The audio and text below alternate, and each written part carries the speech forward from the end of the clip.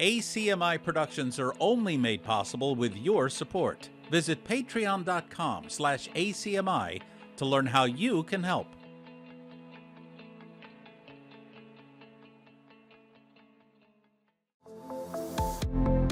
The following program is brought to you by Arlington Community Media, where we tell your story.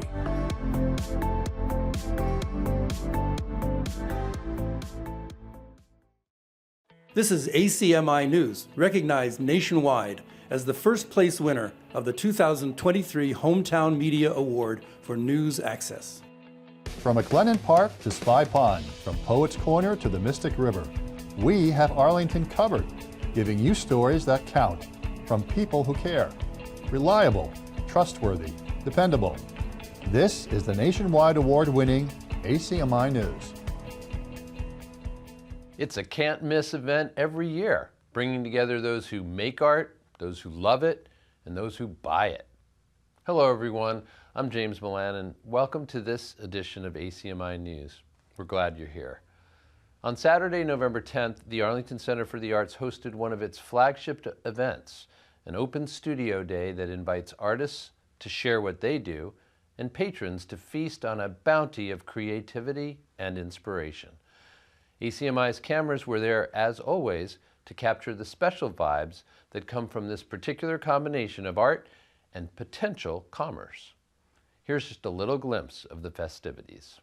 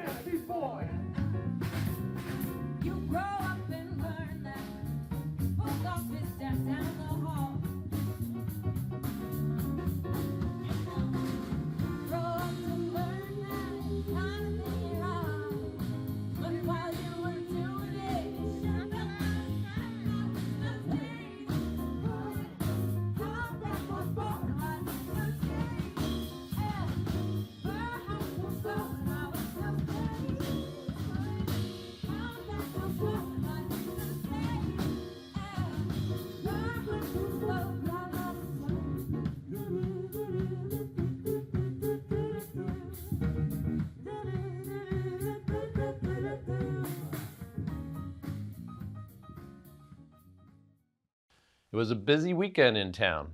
First, the ACA's flagship event on Saturday, then Veterans Day activities took place in Arlington Center on Monday, November 11th, and it was a day to remember. This year's event was particularly well attended, with groups of scouts joining the adults to celebrate those who have served our country. The weather cooperated as well, making for a moving, memorable, and comfortable ceremony for all. And we at ACMi would like to add our thanks to all those veterans out there in Arlington and beyond.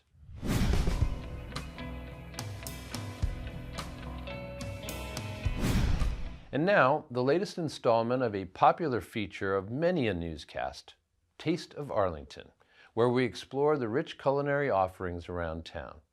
Today's restaurant, Home Taste, a somewhat hidden gem in Arlington Heights that has a very devoted clientele. ACMi News intern Hong Yi recently paid a visit to Home Taste and has this report. These Chinese characters means the taste of hometown. This is Home Taste, a Chinese restaurant located at 1312 Massachusetts Avenue, Arlington. If you're wondering what they have, we offer a huge variety of different authentic Chinese foods from all different, covering different areas from China. It is in fact so authentic that it's featured in the Boston Globe. Unlike other cuisine, most of the Chinese food actually involve a very complex but interesting way of cooking it. One of the signature dishes that Home Taste offers is actually hand-pulled noodles, and we actually go into the kitchen. Check this out. Here in the kitchen, the chef showed us how hand-pulled noodles are made. The first step is to stretch the noodle using your hand.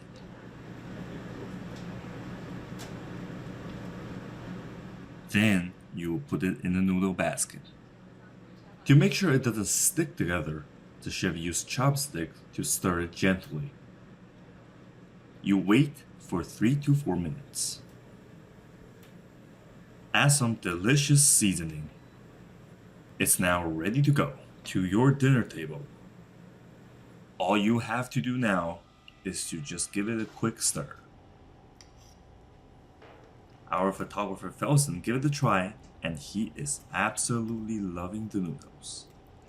If you want to order, You can get on Home Taste, HOMETASTE, hometastema.com, and then you can click on menu and it'll direct you to the ordering section. You can also call us to order. You can find our phone number on the website as well. reporting from Home Taste, this is Hong Yiji for ACMi News.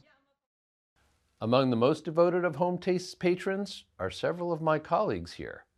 And if they work at ACMi, you know they have good taste.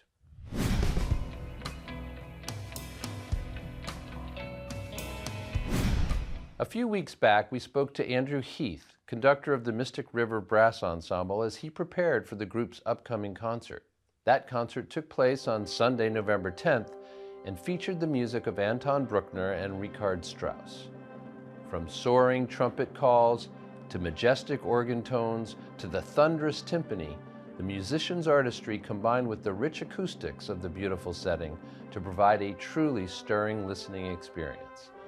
And the encore performance of the iconic Also sprach Zarathustra was a fitting send-off.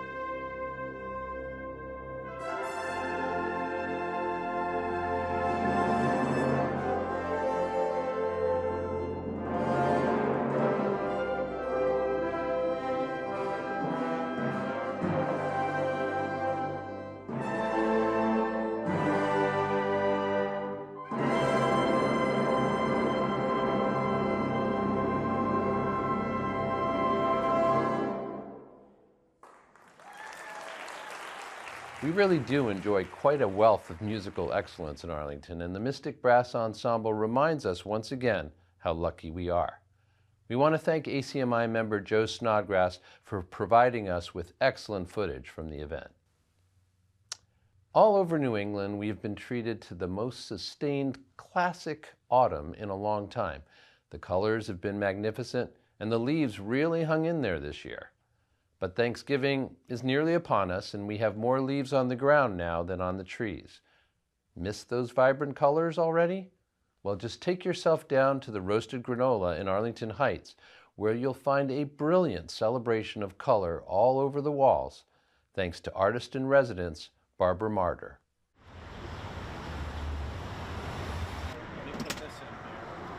Lydia Scher, who's one of the co-chairs of ArtLinks Arlington, first contacted me to have a solo exhibit at the Roasted Granola Cafe. She and her colleagues were looking through portfolios, and they were especially attracted to the autumn theme and the bright, vibrant colors of my work.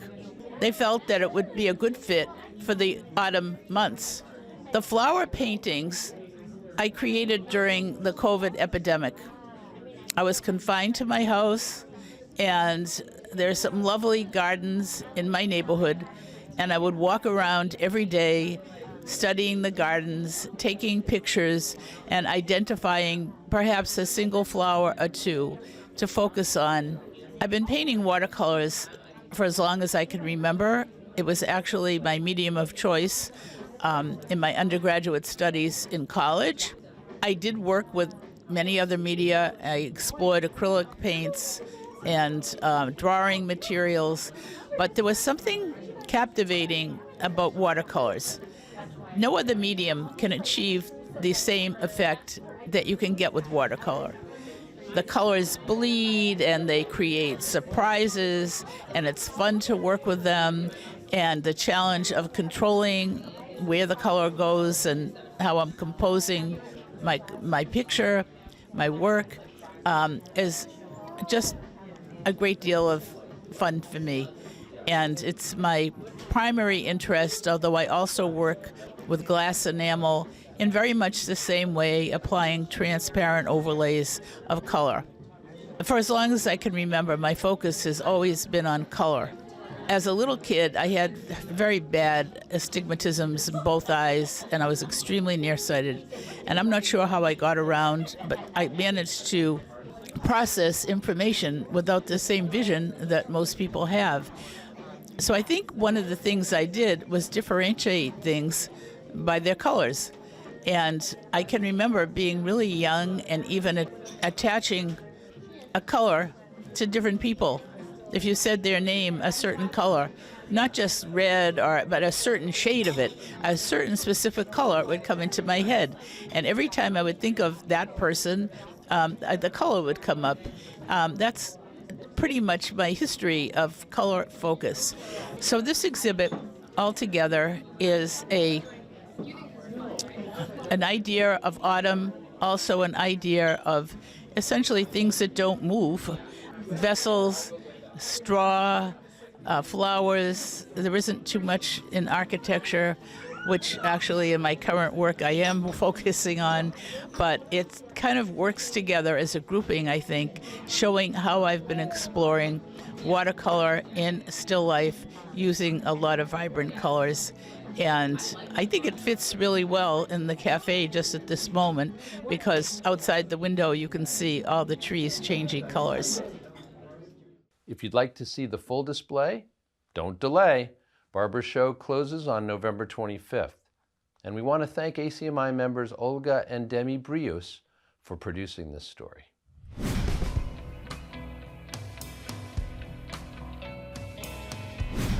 The curtain has come down on the fall sports season at Arlington High School, and there was much to celebrate, even as various teams' seasons came to a somewhat premature end. Here's Kai Hare, a Spy Ponder himself, with this wrap-up. Welcome back to ACMi Sports Update, where we look back at the successful fall seasons for boys and girls varsity soccer, as well as boys varsity football. Let's start with boys varsity soccer, where the team finished an impressive 13-4-2 during the regular season, including an 11-3-1 record in conference play. Despite this third-place finish, however, the team ultimately lost in the playoffs to Framingham 2-1. What makes this loss even more heartbreaking is the fact that they hit the post multiple times in that playoff loss, unable to find more goals. Let's move on to girls varsity soccer.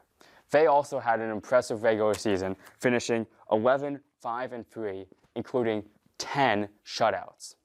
Despite this strong regular season, their season also came to a tough end, also a loss to Framingham 2-1. Despite the heroics of Micah Nile and her game-tying goal with 2 minutes left, the Spy Ponders ultimately lost on a golden goal in overtime, bringing their season to an end. Let's move on to boys varsity football. The team finished 4-4 over the course of the regular season, including 3 wins in their first 4. Despite this, the team sputtered towards the end of the regular season and into the playoffs, where they lost 40-0 against King Phillips. Despite the football season being over, the team does look to rebound next year under coach Frank Roach, as well as their strong running game, as well as their offensive and defensive line. The Spy Ponders do have one more exhibition game, however, later this month at Waltham on the 28th of November. From the ACMi studios, this is Kai Hare. You've been watching ACMi Sports Update. For those of you who have gotten used to a steady diet of AHS sports on ACMi, take heart. The winter season will soon be underway when we'll shift our focus to girls and boys hockey and basketball. New sports, but the same excellent coverage you can count on. And that will do it for us here for this edition of ACMi News. We really appreciate you being here, and if you'd like to see how we do the news, you can come by our studio any Thursday afternoon between 3 and 5 and watch this newscast be taped and maybe even get involved yourself. And if you have suggestions for news stories you'd like us to follow up on, stay tuned. In just a minute, you'll get the contact information you need for that. Thanks so much for joining us on this edition of ACMi News. I'm James Milan, and we'll see you next time. You can always check out our latest segments and newscasts on the web at acmi.tv/news. And don't forget to like us on Facebook and follow us on Twitter and Instagram at ACMi News. Make sure to subscribe to our YouTube channel as well. You'll find us at youtube.com/ACMi News. If you have any news tips for us or wish to become a citizen journalist, we'd love to hear from you. Email us at news@acmi.tv or stop by ACMi Studio A at 85 Park Avenue. ACMi productions are only made possible with your support. Visit patreon.com/ACMi to learn how you can help.